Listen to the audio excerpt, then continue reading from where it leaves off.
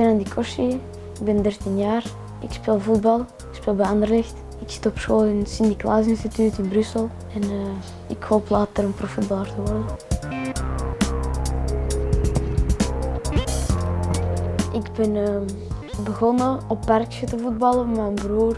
En dan heeft een trainer van hier in de buurt mij gezien en heeft gezegd, die heeft misschien wel talent, die mag eens bij ons komen trainen. En dat was toen bij Rochus Deurne. Dan kwam Beerschot kijken. Toen was ik ook nog 6 jaar en op een toernooi is er een scout van Anderlecht gekomen. Goed gewerkt op school? Ja. En allemaal fijne dag gehad, jongens? Oké. Goed, dan gaan we nu rustig naar de kleedkamer en we maken ons klaar voor het laatste deel van de dag. Ça va?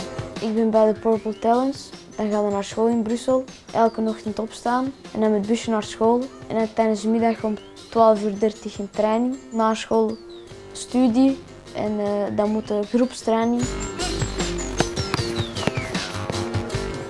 Trainingen, dat is vooral oefenen om beter te worden. In Anderlecht is dat vooral denken. Denkoefeningen, je kunt niet wegdromen, dat gaat niet. Je moet altijd aandacht hebben, concentratie. Het is niet dat je nu de beste bent, dat je later ook de beste gaat zijn. En nu het is de ronde, 2 tijden. Ik vraag en ik doe de ronde.